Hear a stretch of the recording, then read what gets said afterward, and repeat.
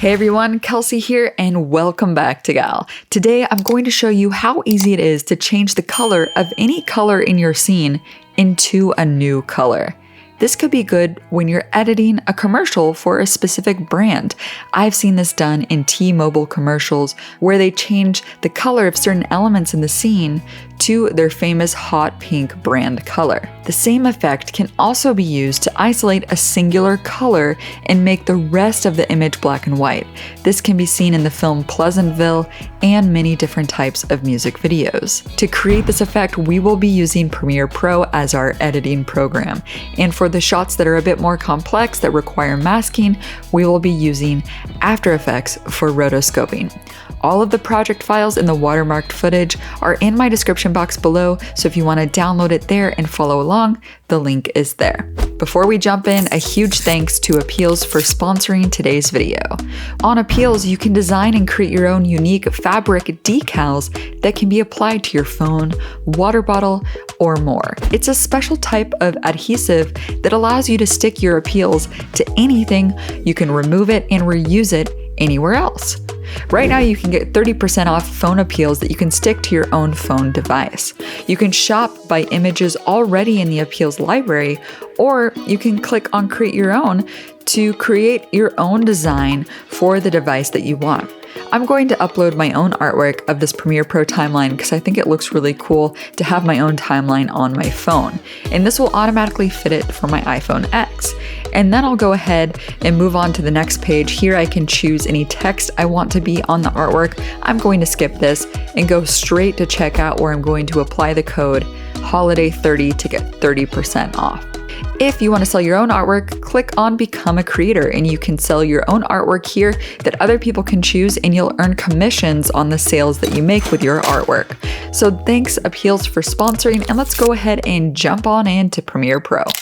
We'll start with the easy shot here, this aerial shot from Iceland. So first let's go to the Lumetri Color panel, and from Curves go to Hue Saturation Curves. Here we are going to use the Hue versus Hue curve. This will allow us to change the hue of an existing hue, or in other words, change the color of an existing color. So let's take this dropper tool and let's select the blue color. And here from Hue versus Hue, you can adjust the range of this color just by moving the dots. And here with the middle dot, you can drag it up or down to change the color. In our case, we're going to drag it down to get to the hot pink color. You might also need to create another point just by clicking on the line to make sure you've changed the entire range of blue in the scene. And that's it for this first shot. It's really easy to do. But let's say you're working with a more complex shot where there's more than one instance of the same color that you want to change. This will involve some masking. So let's duplicate this video layer. So let's hold the Alt key on a PC or the Option key if you're on a Mac and click and drag this video layer 2 up with that key held and release to duplicate. Now from Effect Controls underneath the opacity, we're going to use the pen tool here to draw a circular mask around the first light. And then once it's done, we can select this mask from the Effect Controls panel, and then we can copy it by hitting Command C and then press Command V to paste it right here again. And now we can move the second mask over the second light in our scene. So any color correction we apply to video layer 2 here will only be applied to the lights. So now with video layer 2 selected, go to Lumetri Color, again to Hue versus Hue, use the dropper tool to select the green light, and then let's move the hue to the pink color and make some more adjustments until it looks just right. So that's all there is to this step. Now let's move on to the third most complex shot that will require some rotoscoping to a moving object. So for this shot, if we want to go to Hue versus Hue and select the yellow line, and we want to bring this yellow to pink, it's also going to make the skin pink in his legs because there's yellow color in his skin color. So to fix that, let's duplicate this layer just like we did in the second shot. Hold the Option key, drag it up, and release to duplicate. Now we need to remove the pink color effect we just applied, so go to Effect Controls, delete the Lumetri Color effect, and now to rotoscope and mask out these moving legs, we're going to use After Effects. So right click on this clip on video layer 2 and open it up and replace as an After Effects composition. Now inside of After Effects, let's double click on the video to open it up in the layer view. In the layer view is where we can begin to rotoscope. So select the roto brush tool and then click over the legs to begin the selection. You'll see that it kind of auto detects the edges. If any mistakes are made, just press the Alt key or the Option key to remove any unwanted selection.